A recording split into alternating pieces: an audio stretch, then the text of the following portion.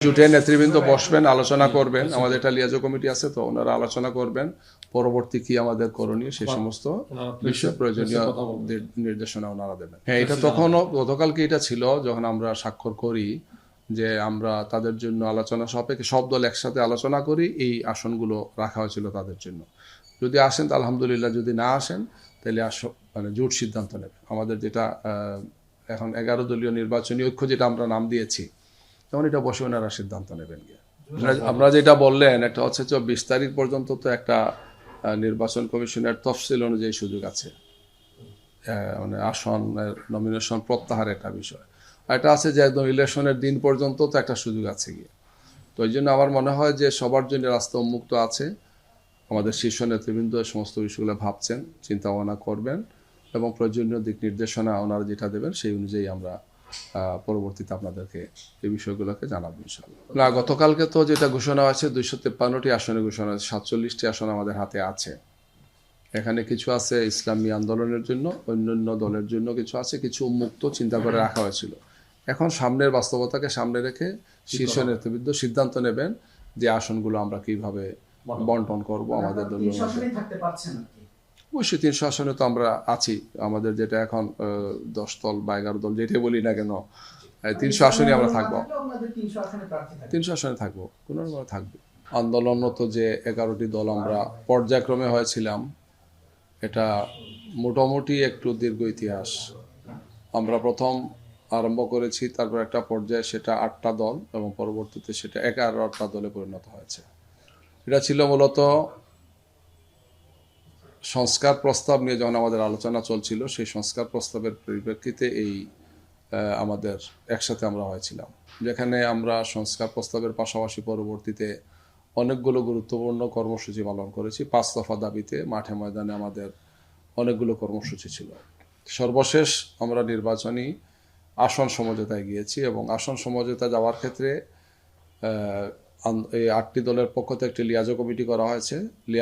Liaison কমিটিতে সবাই তাদের দল থেকে কিছু প্রস্তাবনা দিয়েছেন যে কে কী চান, কতটা চান, কোন কোন আসনগুলো চান। তো এটা নিয়ে প্রায় দীর্ঘ 1 মাস আলোচনা হয়েছে, একসাথে আলোচনা হয়েছে, পার্টি টু পার্টি আলোচনা হয়েছে। আলোচনা হয়, প্রস্তাবগুলো তৈরি করা হয়েছে, যার আলোকে আমরা 28শে ডিসেম্বর প্রথম প্রেস কনফারেন্স করলাম। 29শে ডিসেম্বর এই প্রস্তাবনার আলোকেই বা সমঝোতার আলোকেই নমিনেশন সাবমিট করা হলো। তো তখনও কিছু বিষয় বাকি ছিল, এই জন্য তখন সিদ্ধান্ত হয়েছিল যে আমরা পর্যায়ক্রমে পরবর্তী যে কয়েকটা দিন সামনে আছে আমরা এই সমস্ত বিষয়গুলোকে ফাইনাল করব। তো লিয়াজো কমিটি এই সমস্ত বিষয়ে সর্বোচ্চ ধৈর্য ধরেছেন এবং মাঠের বাস্তবতাকে সামনে রেখেই আমরা যারা একসাথে ছিলাম তাদের সাথে মিলেমিশে এই আলোচনাগুলো করেছেন এবং সিদ্ধান্তগুলো নিয়েছেন। নিতে গিয়ে বিভিন্ন বিষয়গুলোকে সামনে এনেছেন, দলের অবস্থান, সংশ্লিষ্ট আসনে তাদের শক্তি সামর্থ্যের বিষয়, যিনি প্রার্থী তার পরিচিতি, তার অবস্থাটা কী, বা প্রতিদ্বন্দ্বী অন্যান্য দলের অবস্থাটা কি, এই সবগুলো বিষয়কে বিবেচনায় নেওয়া হয়েছে এবং বিভিন্ন জরিপগুলোকে সামনে আনা হয়েছে। 8 থেকে 10টা প্রায় জরিপ হয়েছে, এই সবগুলো জরিপকে সামনে এনে এই সিদ্ধান্তগুলো নেওয়া হয়েছে। নিতে গিয়ে কিছু কিছু বিষয়ে দ্বিমত হয়েছে, যার ফলশ্রুতিতে আমরা কিছু আসন এক দফা ঘোষণা করেছিলাম, পরবর্তীতে একটু সময় নিয়েছি এবং গত 3 দিন এই ধারাবাহিকভাবে আলোচনাগুলো হয়েছে। গত পরশু রাত্রে প্রায় 1টা পর্যন্ত মিটিং হয়েছে, গতকালকে এখানে মিটিং হয়েছে সকাল থেকে আরম্ভ করে বিকেল পর্যন্ত, এবং সেখানে আমরা সবাই একসাথে গিয়ে 8টার সময় ডিপ্লোমা ইঞ্জিনিয়ার্স ইনস্টিটিউশনে সেখানে ঘোষণা হবে, সেইটাও সিদ্ধান্ত হয়েছে। পরবর্তীতে ওনারা আসেন নাই। যে প্রস্তাবটা আমরা দিয়েছি আলাপ আলোচনা করেই এটা সবার সম্মিলিত সিদ্ধান্তের ভিত্তিতেই আসনগুলো বন্টন হয়েছে। এটা এমন না যে কাউকে চাপিয়ে দেওয়া হয়েছে, বরং সবাই আলোচনার ভিত্তিতে এই কাজটা করেছেন গিয়ে। সুতরাং এই ব্যাপারে আমরা সর্বোচ্চ স্বচ্ছতা এবং বাস্তবতাকে সামনে রেখে সম্মান এবং মর্যাদার ভিত্তিতে এই কাজটি করা হয়েছে। বেগম খালেদা জিয়ার মৃত্যুর পরে আমরা সহানুভূতি জানানোর জন্য জনাব তারেক রহমান সাহেবের সাথে আমরা যে অন্য দলও গিয়েছেন, আমরাও গিয়েছি। সেখানে 2 নেতার উপস্থিতিতে যে আলোচনাগুলো হয়েছে সেটি খুবই সিম্পল আলোচনা ছিল, সহানুভূতিমূলক আলোচনা ছিল এবং একটা পর্যায়ে আসছে যে বেগম খালেদা জিয়া বাংলাদেশের রাজনীতিতে যে ঐক্যের প্রক্রিয়া তিনি আরম্ভ করেছেন, যে পাটাতনটা তিনি তৈরি করেছেন, সেটা যাতে কন্টিনিউ করা হয়, এটা বিফোর ইলেকশন এবং আফটার ইলেকশন, এটাই আলোচনা আছে। এখানে কোনো জাতীয় সরকার বা ইত্যাদি কোনো আলোচনা হয়নি, যেটা আমরা পরবর্তীতে ওনাদের অফিসের সামনে, আমরা প্রেসের সামনে আমিরে জামাত সেটা বলেছেন গিয়ে, জাতীয় সরকার গঠনের কোনো বিষয়টা আসেনি। তো এই বিষয়গুলো খুবই স্পষ্ট ছিল এবং খুবই ক্লিয়ার ছিল, সবার কাছে এটা জানা যে আমরা প্রেসে সব কথাগুলো বলেছি।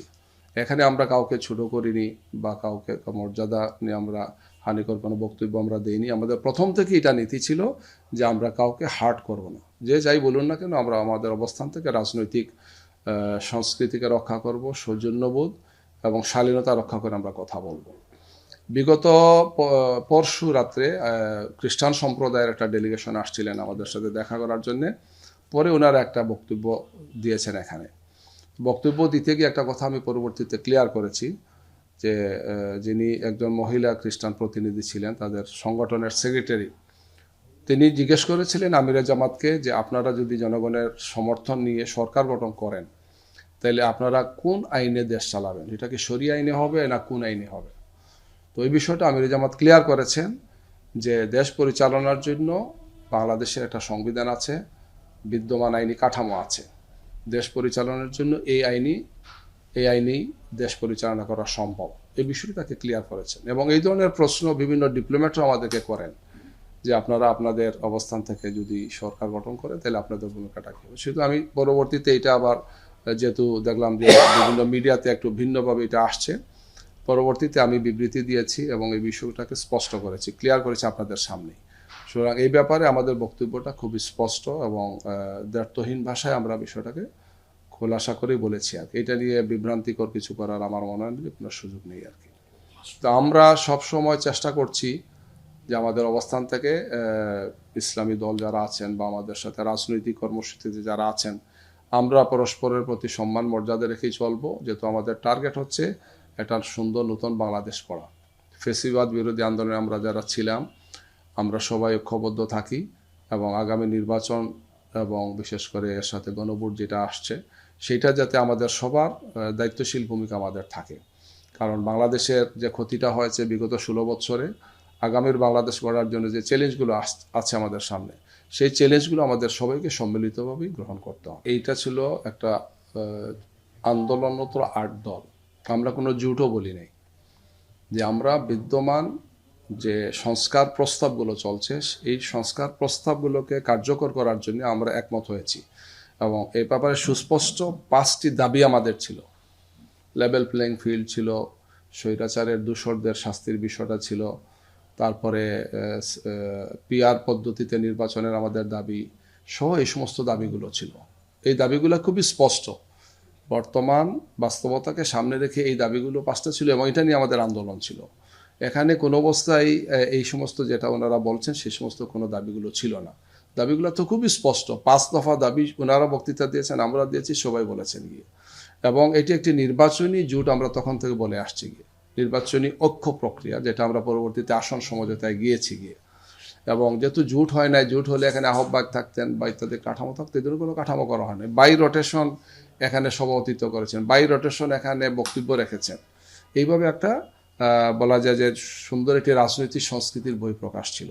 এই জন্য ওনারা যা বলছেন সেটা তো সবার সামনে ক্লিয়ার যে গত 3-4 মাস থেকে এই আন্দোলন তো 8টি দলের ভূমিকাটা কী ছিল সবার কাছে ক্লিয়ার। আমাদের কর্মসূচি কী ছিল সেটাও স্পষ্ট, নতুন কিছু না। আর এই ধরনের ত্রুটি বিচ্যুতি হয়ে যেতে পারে, এটা তাৎক্ষণিকভাবে যে মিটিংটা ছিল এটা ভুলে গেছেন অসুস্থ থাকার কারণে। আমাদের যিনি এখানে লিড করছেন তিনি অসুস্থ থাকার আসলে ভুলে গেছেন, তাৎক্ষণিকভাবে সরি বলা আছে যে আমি তো কেন ভুলে গেছি, আপনি চলে আসছেন।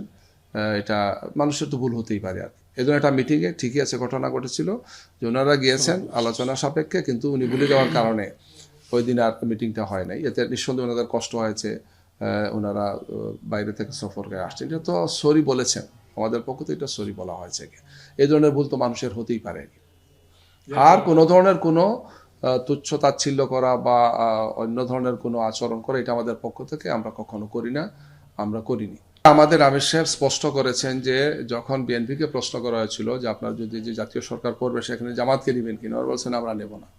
সাংবাদিকরা আবার আমাদেরকে প্রশ্ন করেছেন আমাদের আমির সাহেবকে, তখন তিনি বলেছেন যদি জনগণ আমাদেরকে এই ধরনের ভোট দিয়ে দায়িত্ব দেয় তাহলে আমরা সবাইকে নিয়ে করবো, এখানে বিএনপিও থাকবে।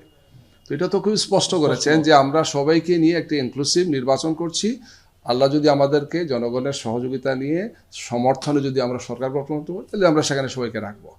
এটা কোনো পাতানো তো কিছু হওয়ার সুযোগ নেই। এই কথাগুলো তো স্পষ্টত বলা আছে এবং এটা সবার সামনে বলেছে, একাধিকবার এটা বলা হয়েছে গিয়ে। এটা আমাদের ডিক্লেয়ার্ড নীতি, এটা যে আমরা সবাইকে নিয়েই চলতে চাই।